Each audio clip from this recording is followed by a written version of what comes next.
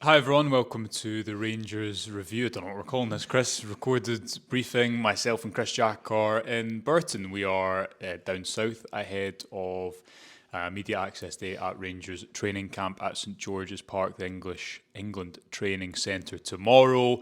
But before that, we thought we'd jump on. There's a lot of transfer noise happening. There's a lot of transfers happening at Ibrox, Chris. So we obviously speak about it on the morning briefing every day. We've had a load of stories over the last couple of weeks, but any opportunity to talk football. So we thought we'd jump on and discuss it in a little bit more detail. Firstly, we've had just 5.5 hours together on the train so far, but it is very hot as our making of Burton so far. Some of us taking that better than others. Not seen too much of Burton yet, it has to be said. We'll see what the bright lights of Burton on Trent have to offer for us later this evening. And as you say, we're out at St George's Park tomorrow for the media access day. There'll be some training access there as well, so a chance for us to actually see this new era, this new style of football. I think it'll mean more to you than it will to me, but a chance to actually see the guys being put through their paces down here, and hopefully a chance to sit down with Russell Martin and a couple of the new signings as well. So an interesting day ahead, and then back up the road on Saturday. So just a flying visit for this pre-season. Yeah, fine visit, and of course we'll have loads of coverage for you from St George's Park tomorrow over the next few days, so stick with us. Part of our coverage is accurate transfer news, trying to get to the bottom of what is actually happening at Rangers at the moment. Will we start with Gassama? Is it Jeji Gassama is pronounced? You had the story on the website a couple of days ago, Chris, that this move to bring him to Rangers is all but done. It is extremely close, and we believe now, like has been the case with Telo Asgard and Nassar Jigat prior to him. It is a case of when is the announcement going to be made. I know you spoke about it on the podcast yesterday, the day before, but bring us up to speed a little bit with the player. We can obviously speak more about that, but also just where this deal is at. Finally, an attacking addition, it looks like, in this Rangers transfer window. A long-awaited attacking addition. Now, you look at the work that Russell Martin has done so far. It's been at the other end of the pitch. I think he's certainly tried to kind of bolster that back line front and foremost, but we've known long before the end of last season that the Rangers forward line would need a fair bit of work done to it. They've also lost Václav Černý, which is a huge blow. A lot of talk earlier on in the window about Dessers and Igaman, and those situations still fluid, still ongoing. Obviously, both of them now joined up with the squad this week as well. So there will be many more rumours and deals to come in that final third. But I think the Gassama one is Rangers trying to address an issue that's been quite evident for some time. They don't have someone of his profile. They don't have someone who is direct, who is quick, who can provide goals and assists, who has, I think it's quite important, he's played a number of games as well. You're not signing a project player who's maybe only played half a dozen games. He's been through a championship season, or just off the back of a championship season with Sheffield Wednesday. By all accounts, their fans seem quite unhappy that he's been allowed to move on. They've also got their own situation unfolding at that club. And I think if Rangers could kind of make the most of that situation, which, as you say, we expect they have done and they will do once this is confirmed, I think it all points to being a really interesting bit of business for Rangers. I spent not that long watching the player yesterday because there's so many players to watch at the moment. But the thing that stood out watching Gassama to me was two things. One, he's played on both sides. Two, he's come through obviously not only an esteemed academy in PSG, but he's used to having a lot of the ball, and I think that's important because it'll be very different from what he's used to at Sheffield Wednesday. But the stat that stood out to me, and I think you might roll your eyes at this, Never. is fouls won, right? And I'll tell you why fouls won. Because I think, and I tweeted about this yesterday, and we'll have a bit more information about the player in a piece on the website. It's a bit of a myth that you don't need speed against low blocks. I think if you've looked at Rangers teams over the past 3, 4, 5 years, they are just sometimes painfully, ponderously slow. And what Gassama is good at, I think, is receiving the ball. For me, the reason that's important as a winger is you can be the best winger in the world, or maybe not the best in the world, but you can be great when you're playing in space, someone like Rabbi Matondo. But when you're playing for Rangers, you're going to have to create space, receive the ball in tight situations all the time. And Martin's style and his ability to improve wingers should help that. But he's actually quite strong, good with his back to goal, and the fact he can play on the right and left as well means to me that he can get the ball in a lot of different situations. And I think as a winger in a possession dominant team, you don't have to be just good 1v1, you have to be good creating 1v1s. So does the Phils make sense now? Because he draws it does make sense. Okay. We'll see if it actually turns out to be accurate or not. Time will tell. Yeah. I get a feeling I might be messaging you at Firth Park at half time saying what you said has not turned out to be true. But I think he touched on it there. Rangers are short of options in that final third. It's been a long time since they've had a player who looks to cover the ground as quickly as him. Yeah. I think Czerny wasn't exactly a slouch, but that burst wasn't perhaps his main attribute. He was very good on the ball, very good in tighter spaces, scored a number of goals. And if Gassama can come in and replicate that number of goals, he's already paid back his what we think is going to be a fairly low transfer fee. Yeah. He can't be the only one. I think it's safe to say that Rangers are short of not just one winger. They do need other options. I don't think Ross McCausland is an option. I don't think he has a future within the squad. Oscar Cortez, we've spoken a lot. You've written a lot about. He's very much in last chance saloon at Rangers now. If this season goes well, he can still salvage his Rangers career. If it doesn't, he's in a very costly mistake. They can't afford to take too much of a risk on Cortez. I don't think they can put too much faith in him, because they've not seen enough to suggest that faith is merited. So it's no surprise that we see Gassama being done at this stage, and no surprise that a number of the other links that have been made of late are guys of a similar profile that can play in those wider areas. Yeah, let's talk about some of those links, because Cortez is predominantly a left-sided player. Interestingly, he played off the right at points in Colombia, and because Aarons is someone who can go on the outside, that maybe works too. But I thought you saw with Martin's fullbacks at the weekend that he does really want them inside the pitch. So presumably he'll want his wingers high and wide. Gassama's done that for Sheffield Wednesday because he's got the ability to draw. Although he scores a lot more than he creates, and he shoots a lot more than he creates. Is one more stat for you on him. His expected goals assisted, which is just direct. My dad would be saying to me, "What does that mean?" Direct chances created for a teammate. He was 12th in the Sheffield Wednesday squad. That's not that high. For shots taken, I think he was second or third. Certainly, that balance will need to be struck, and I'm sure will be improved by Martin and his coaching staff. But he's not someone who maybe creates as much as he tries to score, and Rangers have a lot of goals to replace. And maybe when he's on the right hand side, you'll see him hit the byline more and try and cut the ball back for his teammates. But they're quite well stocked already on the left-hand side. Other links or names that have been going around, let's get to ones that we believe there is concrete interest in. And one of them is Edozie, who has worked with Martin at Southampton, was very, very close to a move to Rangers on deadline day last year. Again, predominantly plays off the left, can play off the right. At the moment, our understanding is if that deal were to happen, Chris, it would more likely be a loan deal, but the complication is there is also permanent interest in him from Belgian football, where he was on loan last season too. Ray Saki is another name that's been doing the rounds a lot. Crystal Palace was on loan at Sheffield United last season, I think I'm right in saying. That might be tricky, I think, because of cost, because Rangers are starting to rack up the number of loan deals. We're going to come to touch on one in a second too.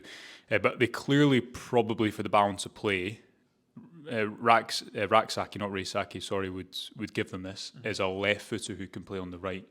At the moment, Gassama and Cortez are both right footers who can play on the left. So you probably, presuming Martin wants to bring in 3 wingers this window, which is what we believe will be the rough number, you probably need that balance to be struck by getting in someone with a slightly different profile on the right hand side too.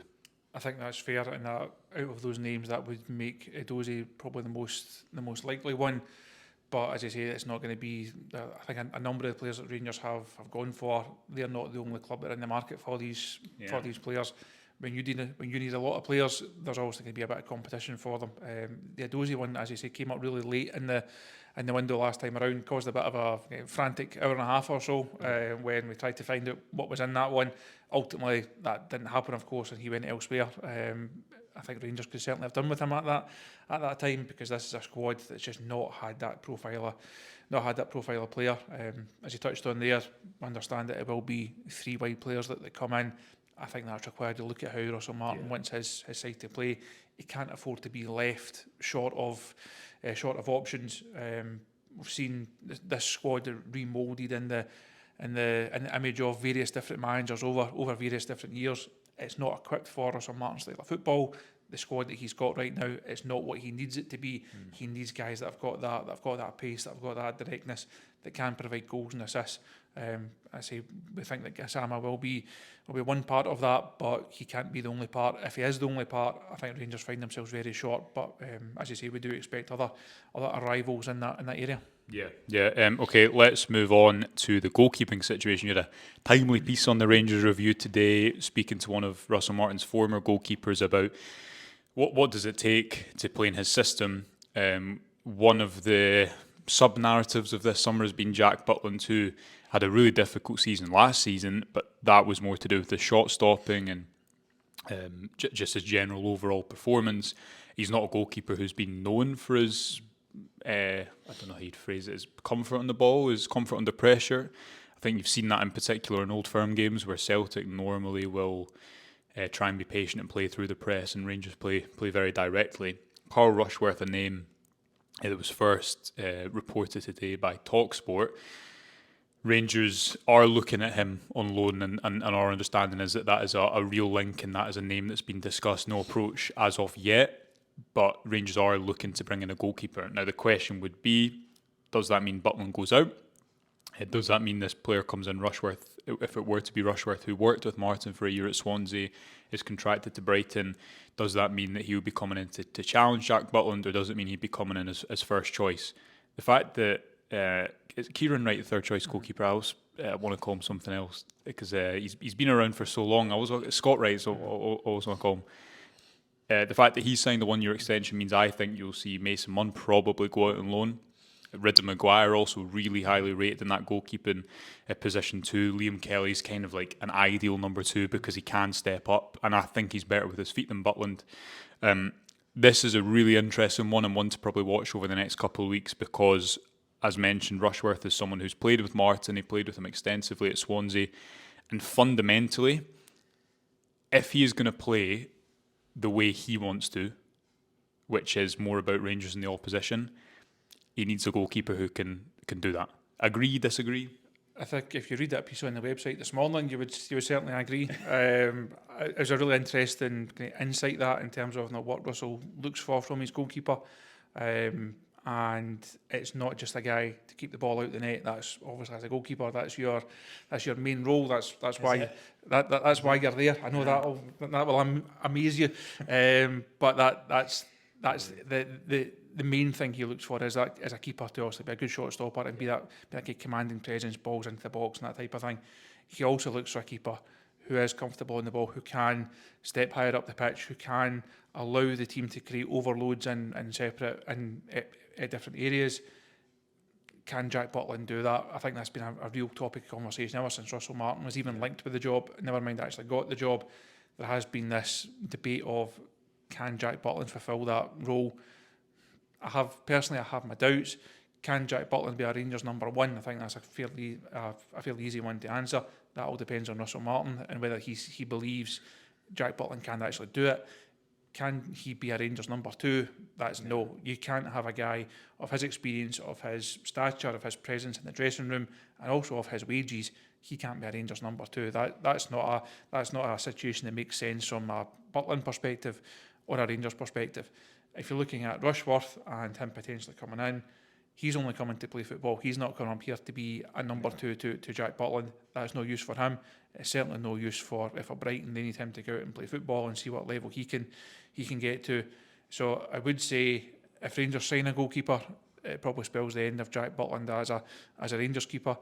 That opens up a different debate of how easy is it going to be to get Jack Butland off the books. Where does he then go? What does that move then look like? I think the fact that keeper is probably the only position we've not really seen big links in over the course of the summer.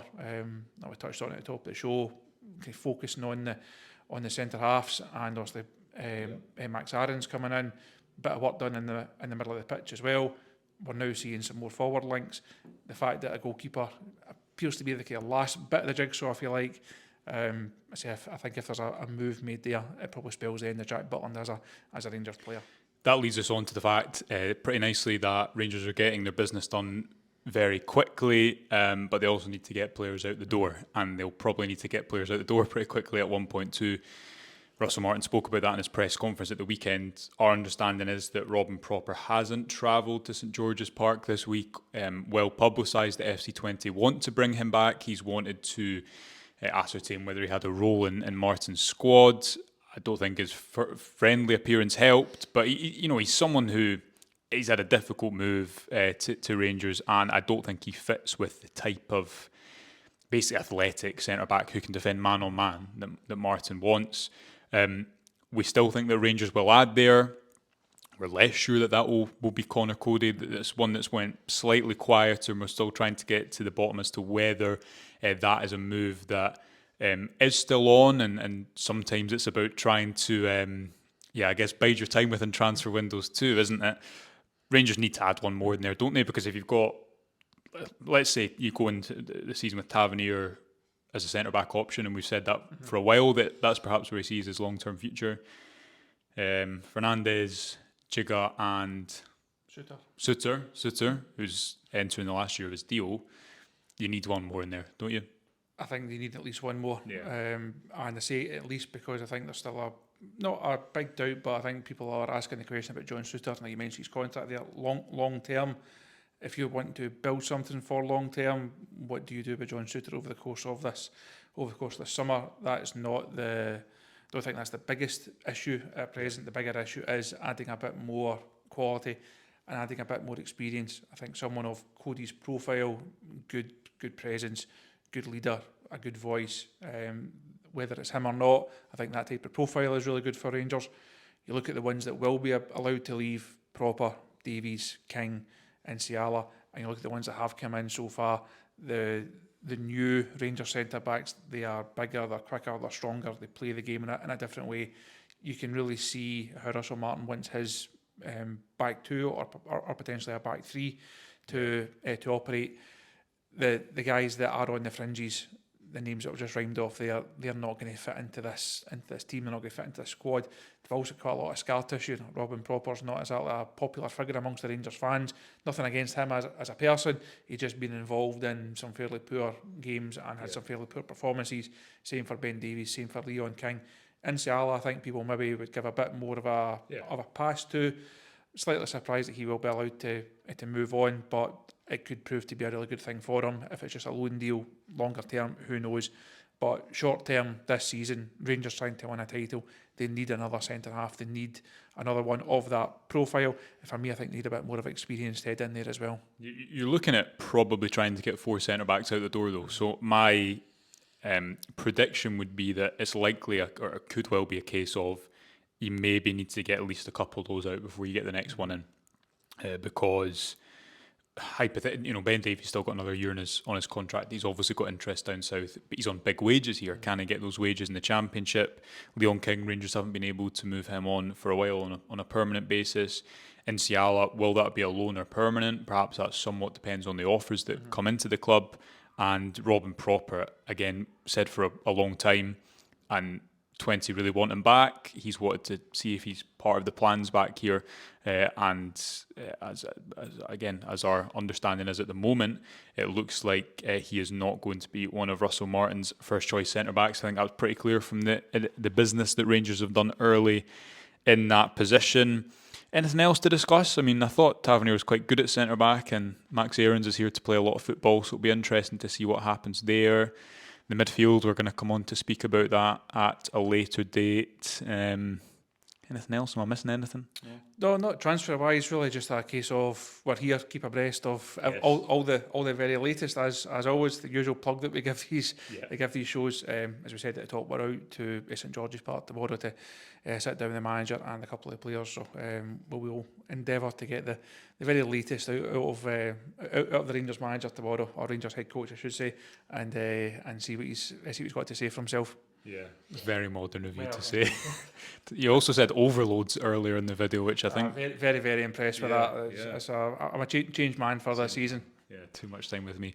We'll leave it there. We're going to be back tomorrow. We'll be at St George's Park, so we'll do a video from there to a podcast to bring you up to speed with all the latest Rangers news. As ever, please subscribe to our YouTube channel. It's totally free. It really helps us. And subscribe to the Rangers Review for the latest reliable news coming out of Ibrox and an abundance of features and interesting content I produce that Chris sometimes reads and sometimes it does. And vice versa. Yeah, and vice versa.